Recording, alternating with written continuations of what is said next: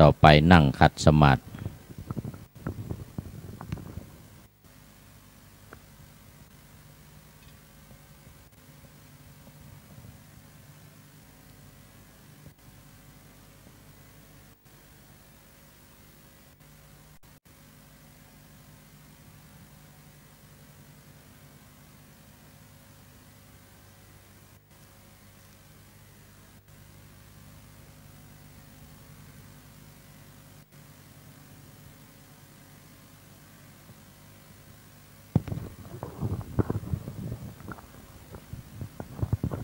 ต่อไปจะเข้ารายการพระไตรปิฎกลอยฟ้านั่งขัดสมาธิเรียบร้อยแล้วเข้าสมาธิวิปัสสนากรรมฐานวิตกวิจารนำหัวข้อธรรมะในวิปัสสนามาพิจารณาสืบต่อไป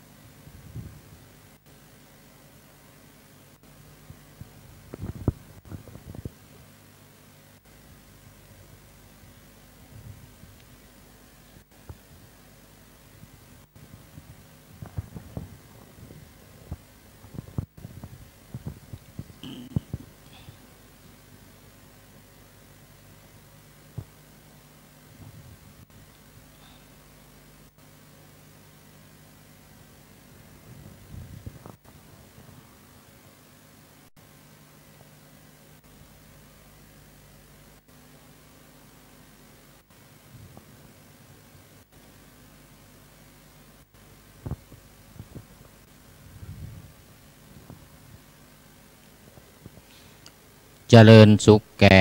พ่อแม่พี่น้องตัวคงเขตห้องมนุษย์โลการายการวันนี้มีวาสนาได้ปิกขึ้นมาออกอากาศกล้องฮือคนฟังเสียงดังว่องว่องล่องตุยคลื่นในท้องฟ้าเข้าสู่เครื่องฮับปุ๊บปั๊บบัดจ้าฮือคนตัวหน้าได้ฟังเป็นอริยธรรมสัจจังของพระพุทธังสัมพุทธเจ้าจากทะไลปิตกะแบบเบาที่พระองค์เฮากล่าวไว้84,000ธรรมขันธ์ไซเจิญกุตันได้ตามตุยวินัยขตมวาจากายสวยสุดตันตะตวยจ่วยฮือหูแจ้งอภิธรรมนำสาระเติมแท่งลอยฟ้ามาสำแดงวันนี้อาตมาจักขอจาจีใน3 กวยนี้เนินนายเจิญมวลพี่น้องมิตรแก้วสหายฟังการบรรยายในรายการนี้ในรายการนี้ขอถวายความนอบน้อมแด่องค์สมเด็จพระสัมมาสัมพุทธเจ้าขอถวายความเคารพพระมหาเถระพระเถรานุเถระเจ้าคณะพระสังฆาธิการทั่วโลกและขออำนวยพรท่านผู้ฟังและท่านผู้ชม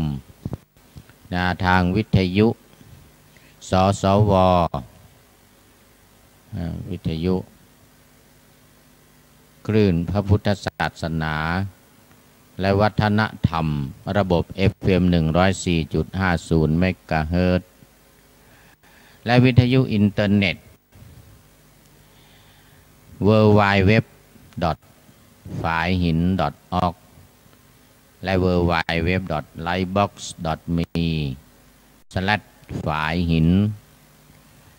ของวัดฝายหินและของมหาวิทยาลัยเชียงใหม่ตามลำดับ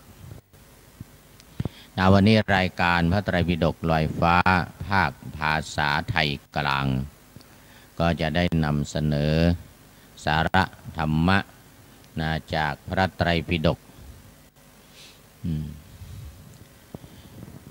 มาพูดคุยสนทนาปราศัยอธิบายความเล็กๆน้อยๆตาม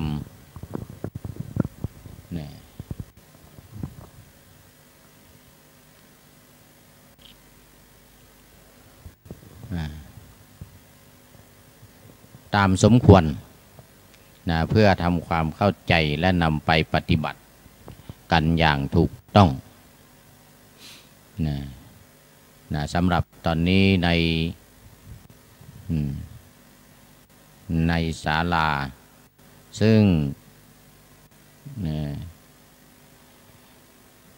คลื่นวิทยุ 104.50 แต่ว่า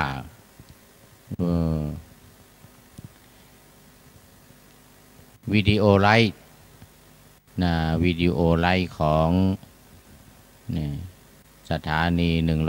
104.50 ไม่ได้ออกอากาศเนื่องจากว่าที่อินเทอร์เน็ตของ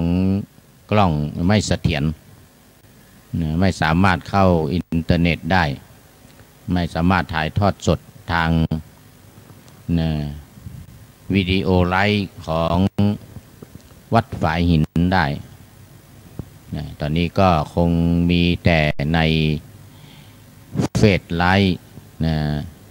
ไลฟ์สดแล้วก็ทาง YouTube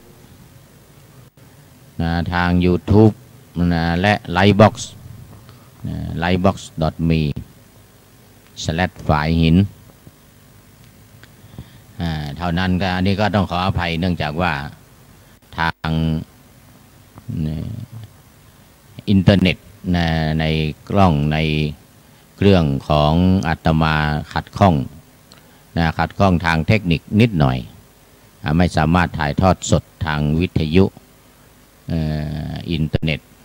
ของสถานีวิทยุ 104.50 ได้สำหรับเรื่องปกิณณกกถาที่จะพูดคุยกันวันนี้ก็เป็นเรื่องเกี่ยวกับการรักษาสถานภาพของชาวพุทธของพระพุทธศาสนานี่แหละคือของชาวพุทธเหล่านี้และพระพุทธศาสนาการจะรักษาสถานภาพของพระพุทธศาสนาหรือของชาวพุทธได้นี่เป็นเรื่องที่องค์สมเด็จพระสัมมาสัมพุทธเจ้าได้ประทานไว้ว่าพระพุทธศาสนาจะเจริญมั่นคงสืบต่อไปหรือจะเสื่อมลงเร็วหรือช้าจะเสื่อมลงไปเร็วหรือช้าขึ้นอยู่ที่พุทธบริษัทในภายในพุทธบริษัทภายในก็คือภิกษุภิกษุณีอุบาสกอุบาสิกาปัจจุบันนี้ภิกษุณีไม่ค่อยมีก็เหลือภิกษุกับอุบาสกอุบาสิกาพระภิกษุสามเณรนี่เรารู้กันสำหรับอุบาสกอุบาสิกานั้นบางท่านอาจจะเข้าใจว่าหมายถึงคนนอนวัดคนที่นุ่งขาวห่มขาวถือศีล 8รักษาอุโบสถศีลในวัดความจริงก็ถูกแต่ความหมายจะกว้างขวางไปกว่านั้นก็คือรวมไปถึงทายกทายิกาศรัทธาญาติโยมทุกคนทุกคนเพราะว่าผู้ที่ นับถือพระพุทธศาสนาแสดงตนเป็นพุทธมามกะนั้นนะแสดงตนเป็นพุทธมามกะนั่นก็ได้ชื่อว่าเป็นอุบาสกอุบาสิกาถ้าเป็นผู้ชายเรียกว่าอุบาสกนะเป็นผู้หญิงเรียกว่าอุบาสิกาซึ่งแปลว่าผู้อยู่ใกล้หรือผู้เข้าใกล้อุบาสกเนี่ยแปลว่าผู้เข้าใกล้อุบาสิกาก็แปลว่าผู้เข้าใกล้เข้าใกล้อะไรเข้าใกล้พระพุทธศาสนาเข้าใกล้คำสอนของพระศาสดาก็คือแสดงตนแสดงตนเป็นพุทธมามกะแสดงตนว่านับถือพระพุทธศาสนานี่เรียกว่าพุทธศาสนิกชนชนผู้นับถือพระพุทธศาสนาทุกคนทั้งเด็กทั้งผู้ใหญ่ทั้งผู้หญิงทั้งผู้ชายนะผู้ชายเพศชายก็เป็นอุบาสกเพศหญิงก็เป็นอุบาสิกาดังนั้นก็จึงหมายถึงทุกคนไม่เฉพาะอุบาสกอุบาสิกาที่ถือศีล8เข้ามาสมาทานอุโบสถศีลในวันพระ8 ค่ำ15 ค่ำ14 ค่ำเท่านั้นแต่หมายถึงทุกคนหมายถึงพุทธมามกะคือผู้ที่นับถือพระพุทธศาสนาทุกคนดังนั้นที่พระพุทธองค์ตรัสว่าขึ้นอยู่กับพุทธบริษัทก็หมายถึงบริษัททั้ง4ดังกล่าวนี้ซึ่งมีหน้าที่ในการที่จะช่วยกันอันดับที่1ก็คือศึกษาพุทธศาสนาให้เข้าใจอย่างท่องแท้2การปฏิบัติคือนำเอาคำสอนของพระพุทธเจ้ามาปฏิบัติตัวอย่างเรื่องของการคงไว้รักษาไว้ซึ่งพระพุทธศาสนานี้ก็คือเรื่องความสามัคคีความสามัคคีที่เราได้รู้แล้วว่าความสามัคคีนี้เป็นเหตุนำมาซึ่งความสุขเป็นเหตุนำมาซึ่งความเจริญของพระพุทธศาสนาของพุทธศาสนิกชนดังนั้นเมื่อมีความสามัคคีกันก็จะสามารถรักษาพระพุทธศาสนาของเราไว้ได้นั่นก็หมายถึงว่าไม่มีความแตกแยกไม่มีความทะเลาะเบาะแว้งซึ่งกันและกันในบรรดาพุทธบริษัทของเราท่านได้กล่าวไว้ว่าศีลสามัญญตาและทิฏฐิสามัญญตาเป็นเรื่องสำคัญศีลสามัญญตาก็คือมีข้อวัดปฏิบัติมีวินัยมีศีลพอกันเสมอกันเรียกว่าศีลสามัญญตาไม่มีความแตกต่างกันมากในหมายถึงว่าข้อปฏิบัติพระธรรมข้อปฏิบัติคือวินัยเนี่ยวินัยศีลของอุบาสกอุบาสิกานี่ก็มี2ประเภทคือศีล5กับศีล8แล้วแต่ใครจะถือใครจะรับเพียงศีล5ก็ปฏิบัติตามศีล5อย่างสม่ำเสมอไม่ฆ่าสัตว์ไม่ลักทรัพย์ไม่เล่นชู้ไม่พูดปดแล้วก็ไม่ดื่มสุราเมรัยนี่มีความเสมอภาคกันอย่างนี้เรียกว่ามีศีลเสมอกันต่างคนต่างก็รักษาศีลไม่ทำแต่ถ้าคนใดคนหนึ่งทำผิดศีลข้อใดข้อหนึ่งนั่นหมายถึงว่าไม่สามัคคีกันแล้วแตกแยกกันมีศีลไม่เสมอกันก็จะทำให้เกิดความแตกแยกในหมู่เดียวกันเกิดความรังเกียจเกิดความไม่พอใจในคนที่ทุศีลในคนที่ไม่มีศีลอย่างนี้เป็นต้นส่วนทิฏฐิสามัญญตานั่นก็คือความเห็นต้องให้มีความเห็นเหมือนกันหรือใกล้เคียงกันหรือแม้แต่แสดงความเห็นที่แตกต่างกันออกมาเวลาลงมติหรือเวลาปฏิบัตินี้จะต้องถือแนวเดียวกัน นะสมมติว่ามี2-3 ทางในการนำเสนอความเห็นว่าเป็นอย่างนั้นควรจะทำอย่างนั้นคนนั้นเสนอว่าควรจะทำอย่างนี้คนนี้คนเสนอว่าคนจะทำอย่างโน้นเนี่ย2-3 อย่าง แต่เมื่อลงมตินะยกมือลงมติ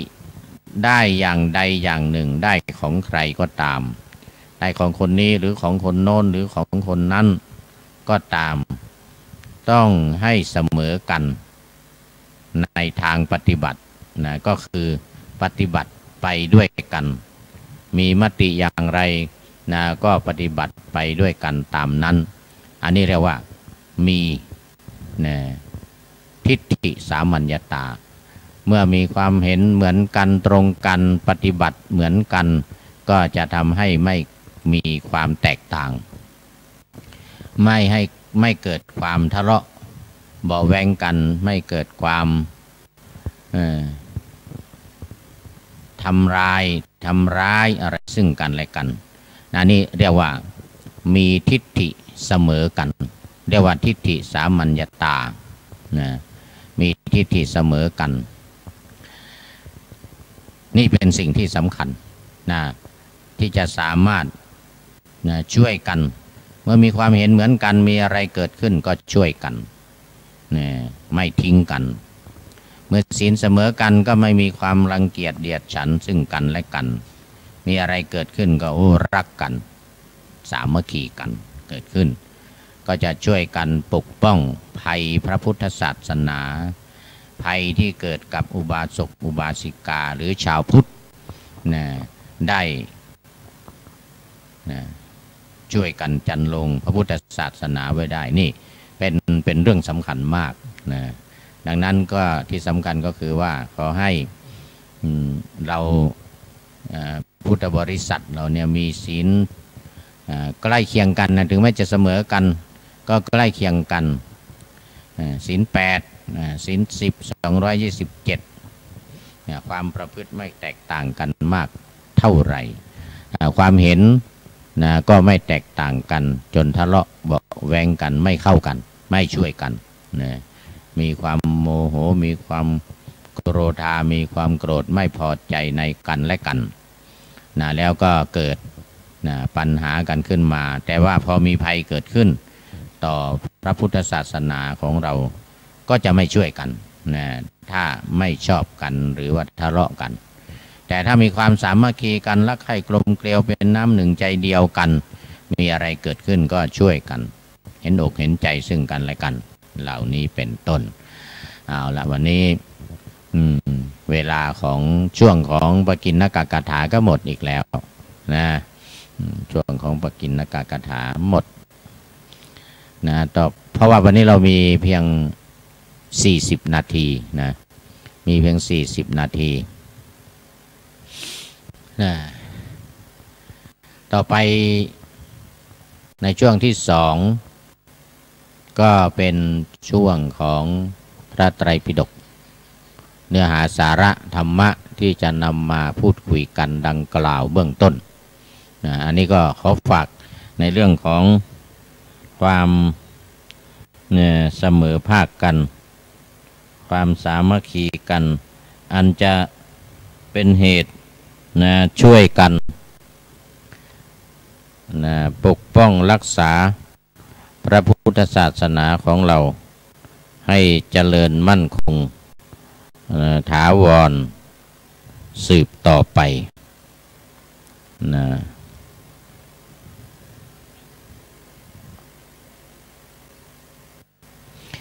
สำหรับ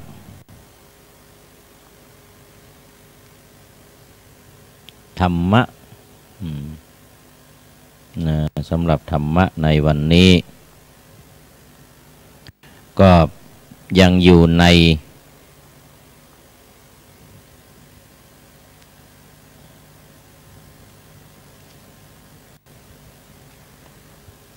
ขุททกนิกาย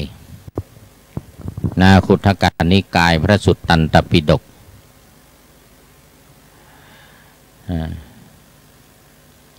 ขุททกนิกายพระสุตตันตปิฎกเล่มที่8พระสุตตันตปิฎกเล่มที่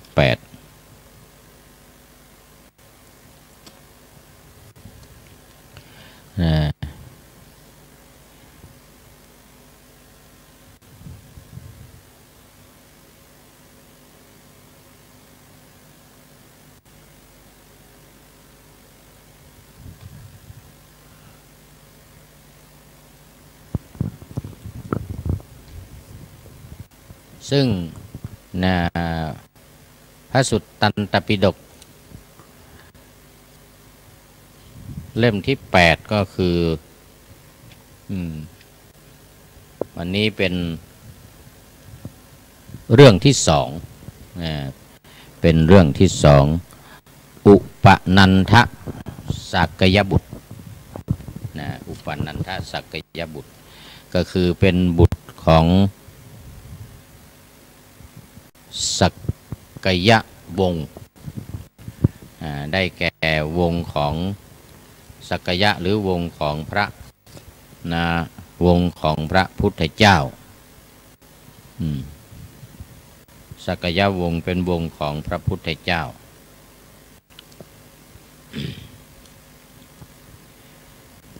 เรื่องของท่านพระอุปนันทะนี้เป็นเรื่องที่เกิดขึ้น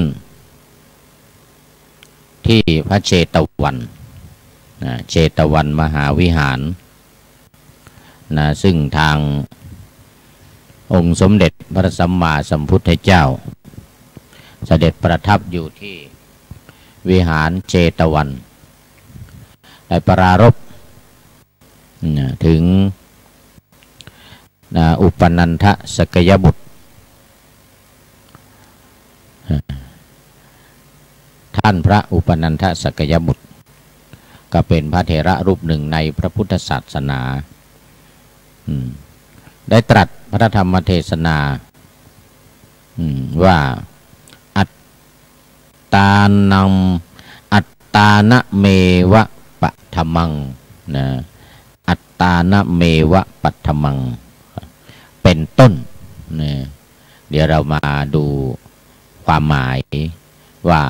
มันหมายความว่ายังไงธรรมะข้อนี้คือเรื่องที่เกิดขึ้นในขุททกนิกายนี้ที่พระองค์ตรัสพระคาถานี้ก็มีอยู่ว่าท่านพระเถระอุปนันทะนั้นเป็นผู้ฉลาดเพื่อที่จะกล่าวธรรมกถาเป็นผู้ฉลาดในการกล่าวธรรมกถาฉลาดในที่นี้เขาใช้คำว่าเชโกเชโกแปลว่าฉลาดต่อมาท่านได้ฟังธรรมกถาที่ประกอบด้วยเนื้อหาสาระคนทั้งหลายคนทั้งหลายภิกษุทั้งหลายได้รับฟังธรรมกถาของท่านเรื่องเกี่ยวกับการ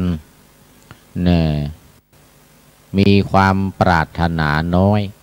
หรือเรียกว่ามักน้อยสันโดษมักน้อยสันโดษที่เรียกว่าอภิชตาเป็นผู้ที่มักน้อยมีความสันโดษไม่มักมากเป็นต้นแล้วก็ทำการบูชาทำการบูชาด้วยจีวรคือบูชาท่านพระอุปนันทะบูชาด้วยจีวรด้วยของหอมด้วยข้าวอาหารอะไรต่างๆอุดมสมบูรณ์แล้วก็สมาทานธุดงค์สมาทานธุดงค์13ข้อธุดงค์มันมีหลายข้อสมาทานรวมๆก็อาจจะเป็นแค่2ข้อ3ข้ออย่างการเที่ยวบิณฑบาตหรือการนุ่งห่มผ้าบางสุกุลอย่างนี้นะไม่นุ่งผ้าทั่วไปแต่ว่านุ่งห่มผ้าเปื้อนฝุ่น ไปเก็บเอามานุ่งอย่างเงี้ยนะการฉันหนเดียวอย่างเงี้ยนะการฉันภัตตาหารหนเดียวหรือแม้สุดท้ายข้อสุดท้ายว่าการไม่นอนถืออิริยาบถ3อย่างคือการนั่งการยืนและการเดินอย่างนี้เป็นต้นนะองค์แห่งธุดงค์แต่ละองค์เนี่ยนะหรือการอยู่ป่านะการอยู่ป่าเป็นวัดไม่อยู่บ้านอยู่ป่าไม่พออยู่ใต้ต้นไม้เนี่ยลูกขามูระไม่อยู่ข้างนอกนะต้องอยู่ใต้ต้นไม้หรือบางทีก็ไม่อยู่ใต้ต้นไม้มีอีกองค์หนึ่งก็อยู่กลางแจ้งอย่างเงี้ยนะอยู่กลางแจ้งก็มีหรือบางทีก็อยู่ไปตามที่เขาจัดถวายจัดที่พักพาอาศัยถวายให้แม้การบิณฑบาตนี่บางทีก็ไปบิณฑบาตตามตรอกซอกซอยนะไม่ข้ามบ้านอย่างเงี้ยนะอันนี้ก็เป็นองค์แห่งธุดงค์เหมือนกันจากบ้านนี้ไปบ้านนั้นจากบ้านนั้นไปบ้านนั้นไม่ข้ามไปที่อื่นไม่เลี้ยวซ้ายเลี้ยวขวาไปทางไหนไปตรงๆอย่างนี้เป็นต้นนะก็เป็นองค์แห่งธุดงค์เหมือนกันคำว่าธุดงค์นี่หมายถึงว่าการขัดเกลากิเลสนะการขัดเกลากิเลสของตัวเองเนี่ยความโลภความโกรธความหลงอาสวะทั้งหลายความเศร้าหมองทั้งหลายสังโยชน์ทั้ง10ประการเนี่ยมีสัมมาทิฏฐิมีการถือตัวถือตนสักยะทิฏฐิเป็นต้นนะแล้วก็การมีอวิชชาข้อสุดท้ายมีอวิชชาคือมีความไม่รู้มีความโง่มีความเขลาเหล่านี้เรียกว่าขัดเกลาให้หมดไปเช่นอวิชชาเนี่ยให้กลายเป็นวิชชาให้กลายเป็นคนรู้นะขัดเกลาให้เกิดปัญญาให้เกิดวิปัสสนาอันนี้องค์ของธุดงค์ต่างๆการปฏิบัตินะก็เป็นไปอย่างนี้นะเราจึงเรียกว่าธุดงค์นะแต่มีบางคนเข้าใจผิดว่าธุดงค์เนี่ยต้องไปเดินในป่าดงเนี่ยหมายถึงป่าหมายถึงดงว่างั้นนะหมายถึงป่าหมายถึงดงนั่นต้องเดินไปในป่าในดงป่าลึกดงดิบอะไรทำนองเนี่ยนะความจริงเปล่าไม่ได้หมายถึงในดงไม่ได้หมายถึงการเดินก็มีเหมือนกันเดินทำสมาธิภาวนาเดินจงกรมนะส่วนการจะเดินไปไหนเป็นระยะทางไกลๆนั่นก็เป็นส่วนประกอบในการฝึกหัดปฏิบัติความกลัวความอดทนฝึกความไม่ให้มีความกลัวไม่ให้มีความท้อแท้ย่อหย่อนต้องมีความขยันหมั่นเพียรมีความอดทนเหล่านี้นะจึงมีการออกเดินแม่อาตมาเองก็บางครั้งก็ออกเดินเหมือนกันไป3 วัน5 วัน10 วัน15 วันอย่างนี้เดินไปไกลๆเป็นที่พักไปเป็นที่อันนี้เป็นเพียงว่าส่วนประกอบเท่านั้นแต่ที่ธุดงค์ที่สำคัญเนี่ยที่องค์การปฏิบัติขัดเกลากิเลสนี้คือการทำสมาธิภาวนาการทำสมาธิภาวนาไม่ว่าจะอยู่ที่ไหนอย่างที่ว่าเมื่อกี้เนี่ยนะจะอยู่สุสานอยู่ป่าช้าอยู่สุสานก็ถือว่าเป็นองค์แห่งธุดงค์ถือว่าเป็นองค์แห่งธุดงค์เหมือนกันอยู่ตามป่าอยู่ใต้ต้นไม้อยู่ที่เขาจัดไว้อยู่กลางแจ้งเนี่ยอย่างเหล่านี้เป็นองค์ประกอบในการปฏิบัติแต่ว่าให้เป็นไปในทางสายกลางไม่ถือเคร่งครัดจนเกินไปอย่างการนอนเนี่ยการไม่นอนเนี่ยข้อสุดท้ายเนสัชชิกังคะการไม่นอนนี่ก็ไปถือว่า พุทธองค์ตรัสว่าในเรื่องของเนสัชชิกังคะเนี่ยให้ถือว่าการไม่นอนก็พากันไม่นอนไปตลอด3 เดือนไปตลอด1 ปีหรือ4 ปี5 ปี10 ปีไม่นอนมีแต่นั่งหลับนั่งหลับยืนหลับยืนน่าจะหลับไม่ได้เนาะเดินหลับ มี3 อย่างการนั่งนะการยืนและการเดินไม่มีอิริยาบถนอนนะแต่ว่าในการปฏิบัตินี้พระพุทธองค์ได้ตรัสไว้แล้วว่าเป็นทางสายกลางไม่เคร่งครัดจนเกินไปและไม่หย่อนยานจนเกินไปไม่ทรมานตัวตนไม่นอนนานเกินไปเนี่ยเขาจึงให้อธิษฐานเอาเป็นครั้งคราวเช่นตั้งเวลาไว้จากหัวค่ำไปถึงเที่ยงคืนจะไม่นอนอย่างเงี้ยนะหรือ1 คืนนะคืนนี้ไม่นอน1 คืนแต่รุ่งเช้ามาต้องพักผ่อนนะไม่เอาเฉพาะกลางคืนไม่นอนนี่นะเผื่อว่าทำสมาธิภาวนาบำเพ็ญเพียรไปอาจจะได้บรรลุธรรมแต่ว่ากลางวันต้องนอนอย่างเงี้ยนะถ้าอธิษฐานแล้วต้องปล่อยอธิษฐานให้เป็นกลางให้เป็นทางสายกลางให้ได้อาจจะทนได้1 คืนหรือ1 คืน 1 วันอะไรอย่างเงี้ยพอพ้นกำหนดที่อธิษฐานไว้แล้วนี่ก็ต้องหันกลับมานอนนะตามปกติเพราะว่าเป็นธรรมชาติของร่างกายที่จะต้องพักผ่อนที่จะต้องนอนเมื่อมีความประสงค์ในการที่จะหลับจะนอนนะนี่เรียกว่าสมาทานธุดงค์นะก็ท่าน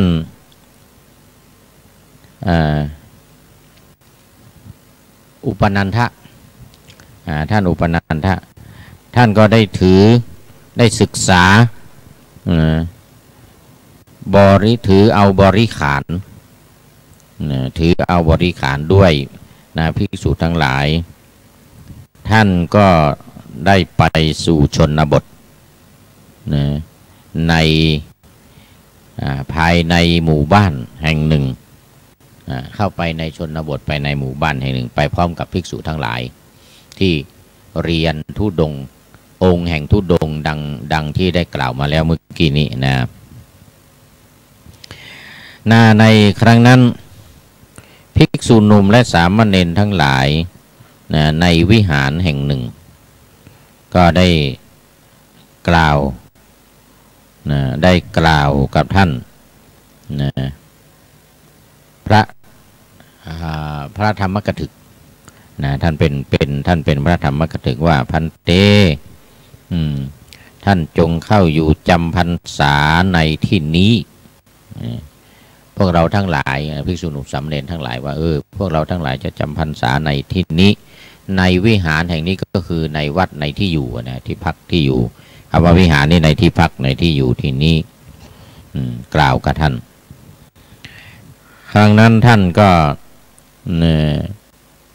เมื่อท่านถามว่าอาวาสนี้เนี่ยในวัดที่ท่านได้นิมนต์เราจำพรรษานี้เนี่ยได้ผ้าจำนำพรรษากี่ผืนว่างั้นนะถามดูก่อนถามดูภิกษุสามเณรทั้งหลายว่าท่านจำพรรษาในที่นี้ได้ผ้าพอออกพรรษาเนี่ยจะได้ผ้าจำพรรษาเนี่ยที่เราจำพรรษาเนี่ยกี่ผืนก็คือมันเป็นธรรมเนียมว่า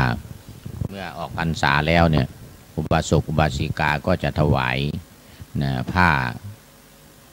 จำนำพรรษาคือพระที่ได้จำพรรษามา3 เดือนเนี่ยก็ออกพรรษาแล้วก็จะต้องเดินทางไปปฏิบัติธรรมไปธุดงค์ไปปฏิบัติไปธุดงค์ที่อื่นเป็นธรรมเนียมอย่างนั้นแต่ท่านอุปนันทะนี่ก็ถามก่อนบอกว่าเนี่ยเมื่อจำพรรษาแล้วเนี่ยจะได้ผ้ากี่ผืน จะได้ผ้ากี่ผืนเมื่อภิกษุทั้งหลายกล่าวว่าได้ผ้าสาดก1 ผืนว่างั้นนะผ้าสาดกก็คือผ้าที่ จะเอามาทำเป็นจีวรนะจะทำเป็นสังฆาติหรือจะเอามาทำเป็นผ้าอุตราสงฆ์นะผ้าห่มผ้าห่มคลุมนะผ้าก็เป็นจีวรผืนหนึ่งหรือทำอันตรวาสกมาทำเป็นผ้าสบงนุ่งข้างในอย่างใดอย่างหนึ่งนะมีผืนหนึ่งว่างั้นสามารถเอามาตัดแล้วเอามาทำได้จะทำเป็นผ้าอะไรก็ได้นะก็เลยทิ้งนะทิ้งไม้เท้าไว้อันหนึ่งไว้สักกระเท้า ไว้ในวิหารไว้ในวัดนั่นนะทิ้งไว้อันหนึ่งแล้วเดินทางต่อไปเดินทางต่อไปก่อนไปถึงวิหารอีกแห่งหนึ่งถามภิกษุทั้งหลายว่าภิกษุและสามเณรที่อยู่ในที่นั้นเนี่ยเขาก็นิมนต์นะเพราะว่าท่านเป็นพระธรรมกถึก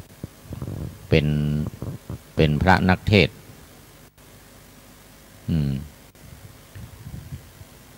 ท่านเป็นพระธรรมกถึกท่านเป็นพระนักเทศน์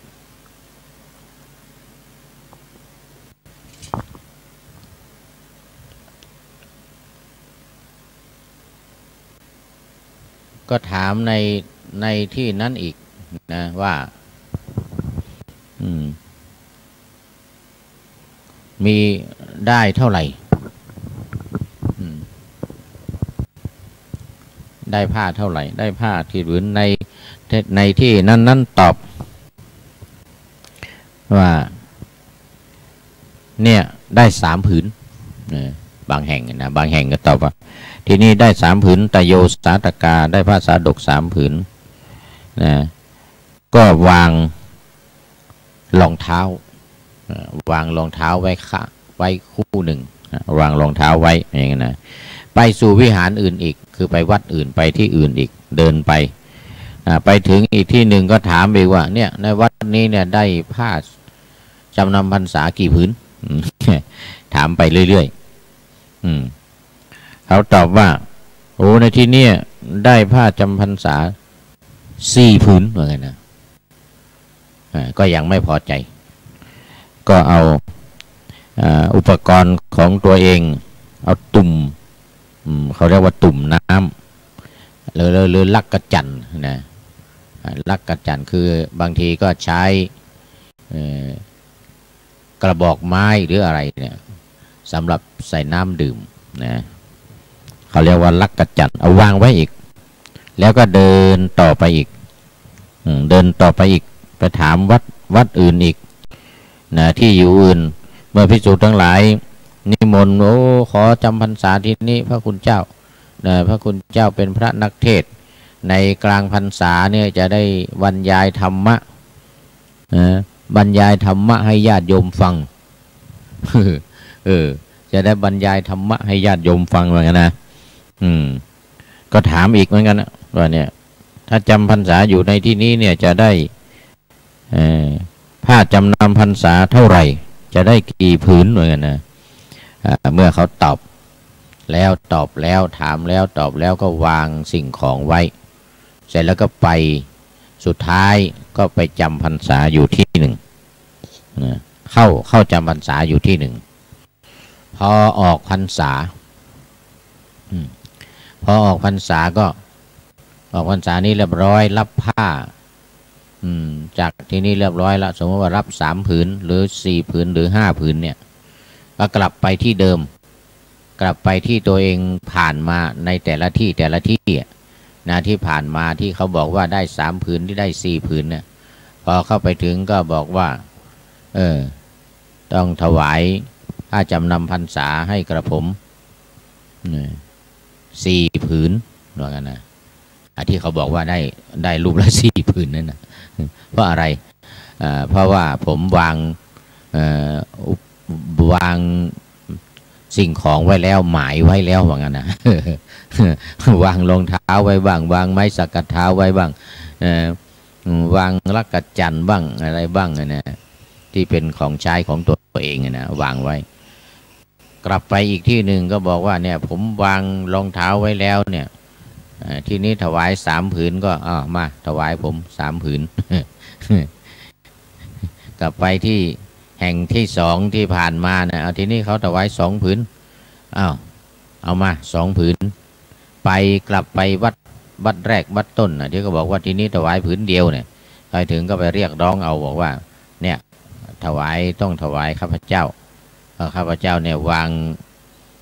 ไม้เท้าไว้แล้วเนี่ยมาผ่านถามแล้วก็วางทำเครื่องหมายไว้แล้วงั้นนะทำเครื่องหมายไว้แล้วงั้นนะดังนั้นก็ต้องเอามา ต้องถวายในวิหารแต่ละที่นะคราวนี้ดูไปดูมาเวลา เวลาจะหมดจะแล้วมัวพูดคุยมากเนี่ยเอาเป็นว่าภิกษุทั้งหลายก็กราบทูลเรื่องนี้แก่พระพุทธเจ้านะพระศาสดาเมื่อได้รับทราบนะจากภิกษุทั้งหลายกราบทูลแล้วก็ตรัสเรียกท่านอุปนันทะมานะท่านพระอุปนันทะมาแล้วก็ถามว่าท่านอุปนันทะท่านทำอย่างนี้จริงหรือท่านวางรองเท้าไว้วางไม้สักกะเท้าไว้วางสิ่งนั้นไว้ที่นั้นเสร็จแล้วพอออกพรรษาแล้วเนี่ยก็มาทวงเอาผ้าที่เขาบอกว่า1 ผืน 2 ผืน 3 ผืน 4 ผืน 5 ผืนเนี่ยจริงหรือว่างั้นนะท่านพระอุปนันทะนั้นก็ยอมรับว่าจริงจริงพระพุทธเจ้าค่ะดูไปดูมาเวลาหมดเสร็จแล้วพระพุทธองค์ก็จะได้ตรัสสอนตรัสพระธรรมเทศนาแสดงชี้แจงเหตุผลแสดงพระธรรมเทศนาคงเอาไว้แค่นี้ก่อน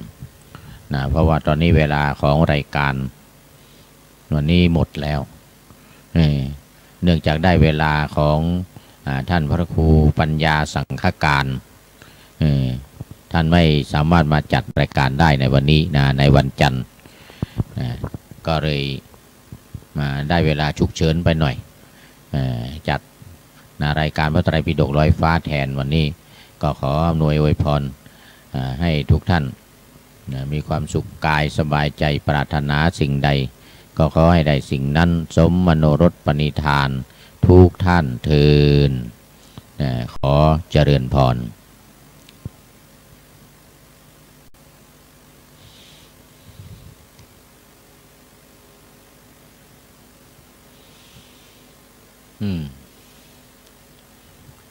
สำหรับ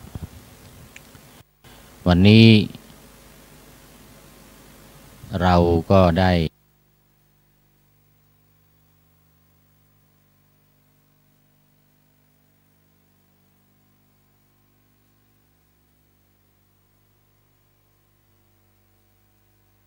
ละเว้นปฏิบัติหน้าที่ราชการโดยทุจริตจึงมีมติไล่นางรจนาสินธีออกจากราชการในส่วนของคุณรจนาก็หมดสภาพการเป็นข้าราชการซึ่งก็จะมีการดำเนินการต่อในส่วนของคุณรจนานี่ถือว่าวันนี้เขารับสารภาพมาในต้นเราก็เลยลงโทษในส่วนนี้ไปก่อนไปตามวินัยร้ายแรงตามมติของอกพ.สำนักปลัดในส่วนของผู้เกี่ยวข้องอื่นๆนั้นก็เรามีคณะกรรมการสืบสวนข้อเท็จจริงดำเนินการคู่ขนานกันอยู่ก็จะต้องตรวจดูหาข้อเท็จจริงดังนั้นต่อไปอีกต่อหนึ่งนะครับปลัดกระทรวงศึกษาธิการกล่าวอีกว่าสำหรับมติดังกล่าวจะมีผลทันทีส่วนการขยายผลไปยังบุคคลอื่นอยู่ระหว่างที่คณะกรรมการสืบสวนข้อเท็จจริงกำลังดำเนินการหากมีใครเข้ามาเกี่ยวข้องจะดำเนินการทางวินัยต่อไปโดยทางกระทรวงศึกษาธิการจะส่งข้อความดังกล่าวให้นางรจนารับทราบและส่งให้ปปท.และปปง.ได้ไปใช้ในการประกอบดำเนินคดีอีกทางหนึ่งด้วย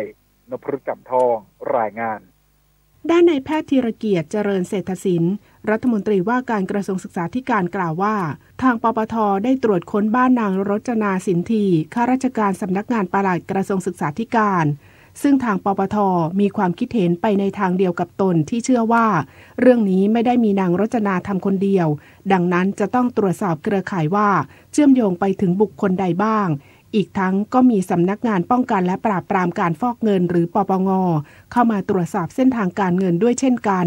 พร้อมระบุเรื่องดังกล่าวจะเดินหน้าเต็มที่โดยประเด็นสำคัญต่อจากนี้จะต้องมีการขยายผลเพื่อปราบทุจริตให้หมดไปปปท.ให้สัมภาษณ์เหมือนผมว่าเขาไม่เชื่อว่าทำคนเดียวทำไมทำคนเดียว10 กว่าปีคงจะสอบเครือข่ายองค์ใหญ่เราทำเต็มที่แล้วที่จะจัดการสิ่งที่สำคัญตอนนี้คือ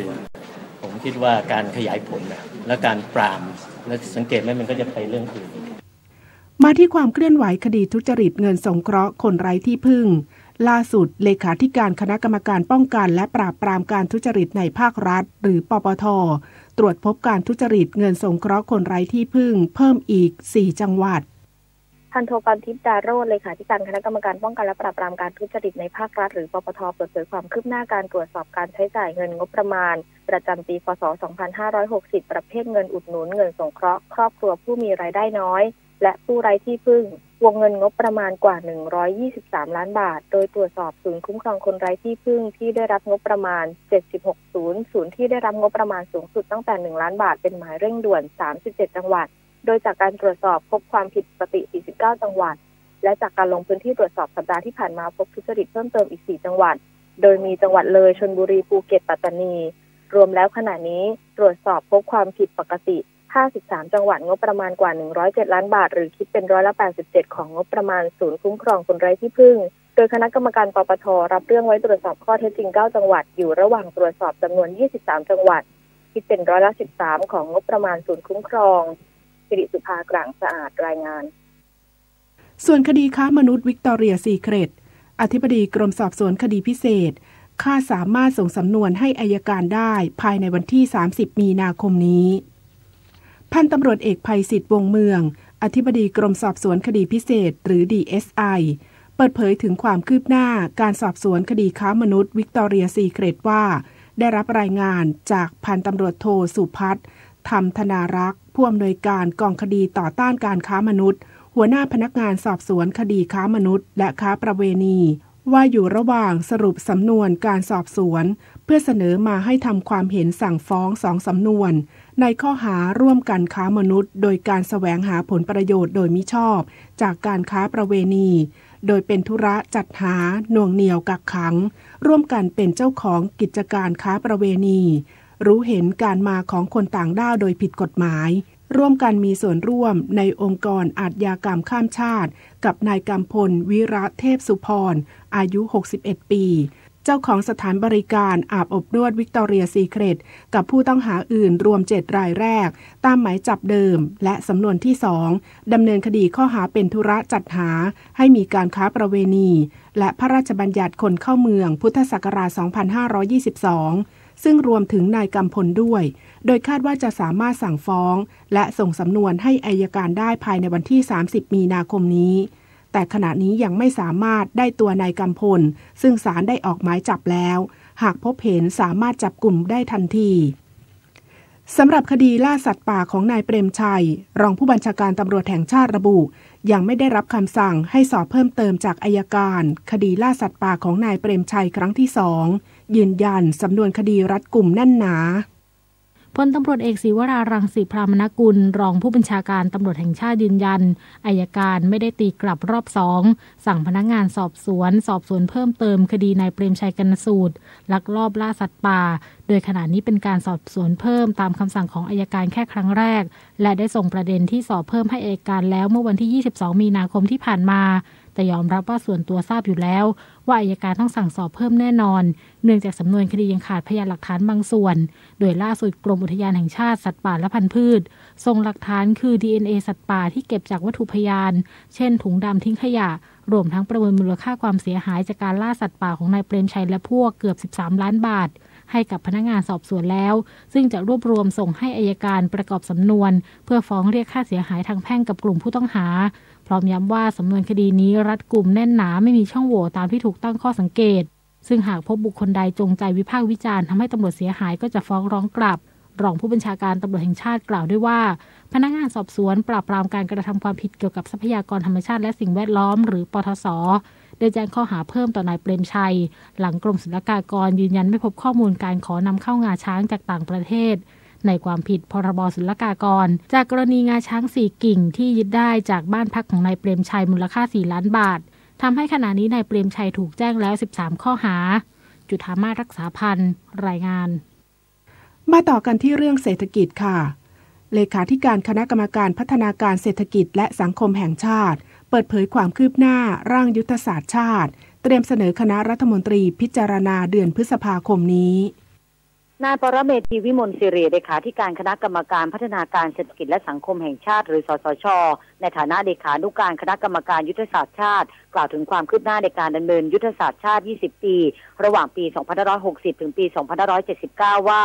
ปัจจุบันร่างยุทธศาสตร์ชาติดำเนินการใกล้แล้วเสร็จอยู่ระหว่างการพิจารณาปรับปรุงตามข้อเสนอแนะจากทุกภาคส่วนหลังจากช่วงเดือนกุมภาพันธ์ได้เปิดรับฟังความคิดเห็นจากทุกภาคส่วนจนครบทั้ง4ภาคเพื่อให้ได้ยุทธศาสตร์ชาติฉบับที่สมบูรณ์มากที่สุดก่อนนำเสนอต่อคณะกรรมการยุทธศาสตร์ชาติที่มีนายกรัฐมนตรีเป็นประธานพิจารณาได้ในเดือนเมษายนนี้และนำเสนอที่ประชุมคณะรัฐมนตรีพิจารณาประมาณเดือนพฤษภาคมหลังจากนั้นจะนำเสนอขอความเห็นชอบจากสภานิติบัญญัติแห่งชาติและคาดว่าจะสามารถประกาศใช้ยุทธศาสตร์ชาติ20ปีได้ประมาณเดือนกรกฎาคม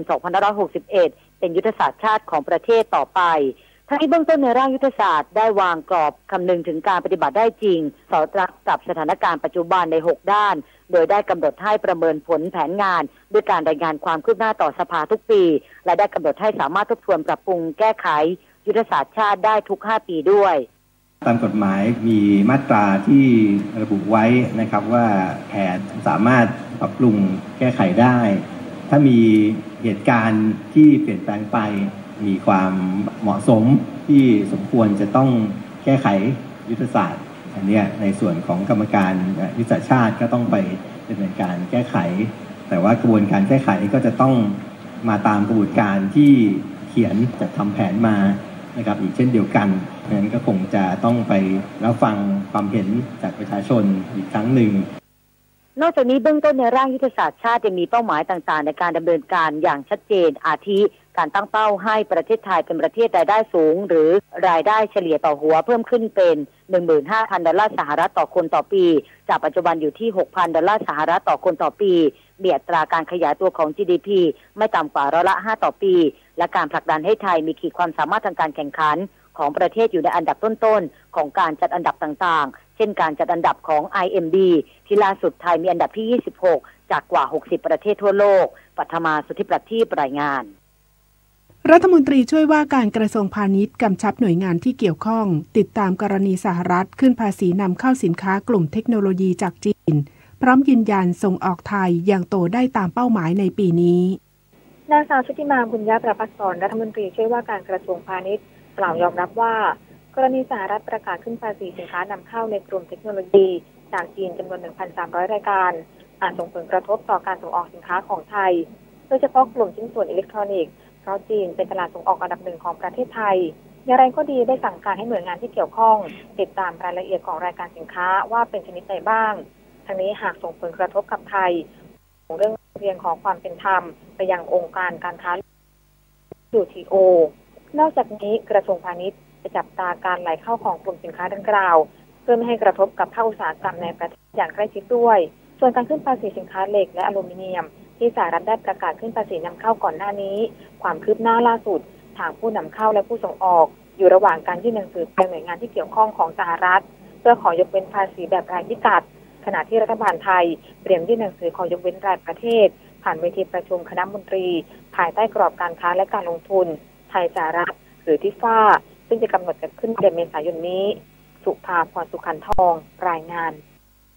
กระทรวงพาณิชย์เพิ่มผู้รับหลักประกันอีก4ประเภท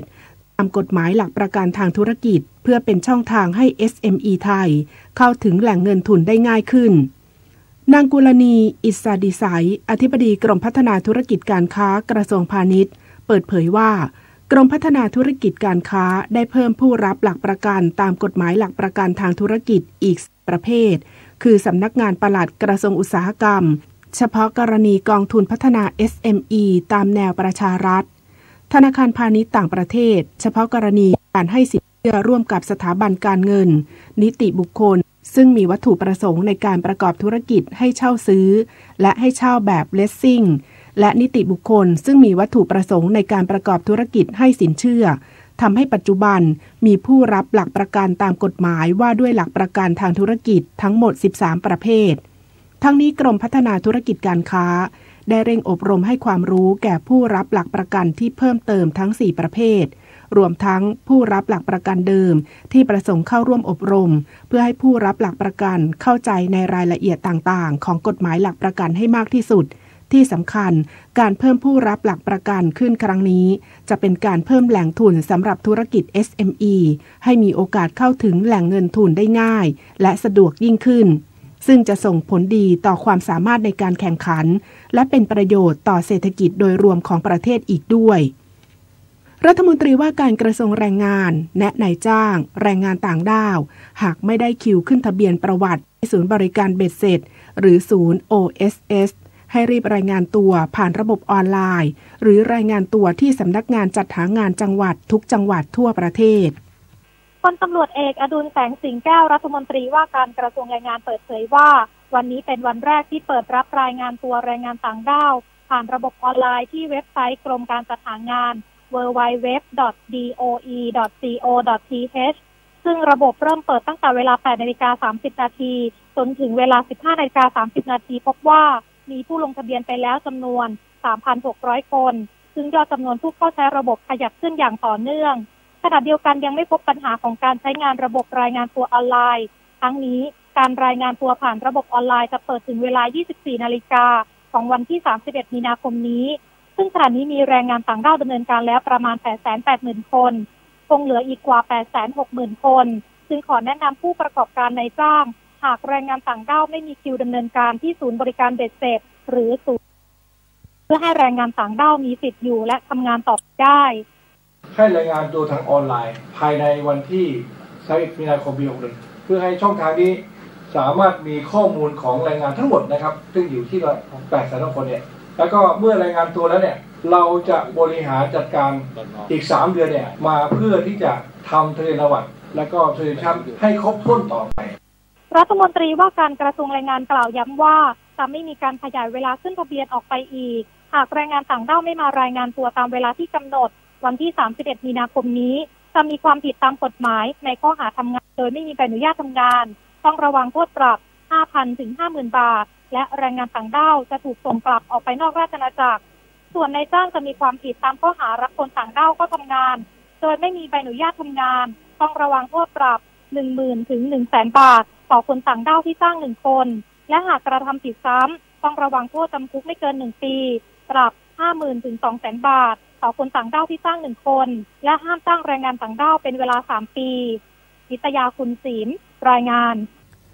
กระทรวงการพัฒนาสังคมและความมั่นคงของมนุษย์ประชุมร่วมกับหน่วยงานที่เกี่ยวข้องเตรียมวางแนวทางลดภาระค่าใช้จ่ายประชาชนที่จะเข้าร่วมโครงการจัดระเบียบชุมชนริมคลองลาดพร้าว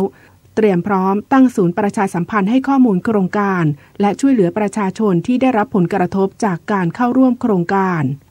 สุรศักดิ์ศรีศักดิ์ผู้ชำกระทรวงคงของมนุษย์เป็นประธานการประชุมการแก้ปัญหาการรุกล้ำลำน้ำสาธารณะเพื่อติดตามการดำเนินงานและนำไปสู่การแก้ไขปัญหาในการลงพื้นที่ปฏิบัติงานให้มีประสิทธิภาพมากขึ้น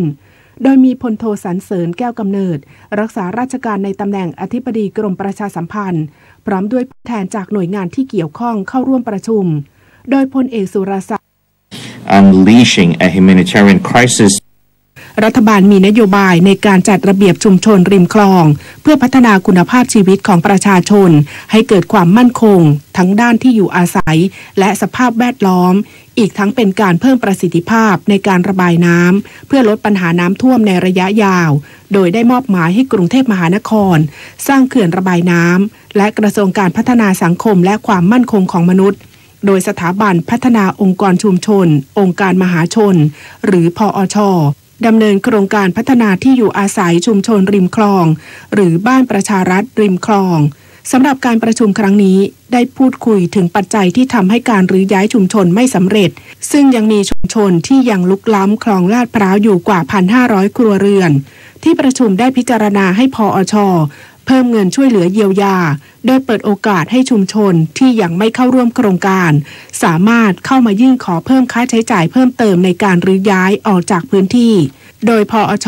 จะมีคณะกรรมการ การลงไปตรวจสอบตามความเหมาะสมและที่ประชุมยังเตรียมเสนอต่อที่ประชุมคณะรัฐมนตรีเพื่อของงบประมาณสนับสนุนเพื่อลดดอกเบี้ยสัญญากู้ซื้อบ้านตามโครงการบ้านมั่นคงซึ่งจะช่วยลดภาระให้กับประชาชนที่เข้าร่วมโครงการมันก็เป็นแนวทางในการที่จะดำเนินการต่อไปซึ่งตรงนี้ยังไม่อยากที่จะแจ้งว่าดำเนินการได้อย่างไรเดี๋ยวเราต้องมีการเสนอเข้าที่ประชุมถ้าที่ประชุมตกลงตามนี้เราก็สามารถที่จะให้ประชาชนได้รับประโยชน์ตรงนี้ไปก็จะเป็นสิ่งที่ลดภาระเขาไปนอกจากนี้เพื่อสร้างแนวทางการรับรู้และความเข้าใจที่ถูกต้องเกี่ยวกับข้อมูลของโครงการและนโยบาย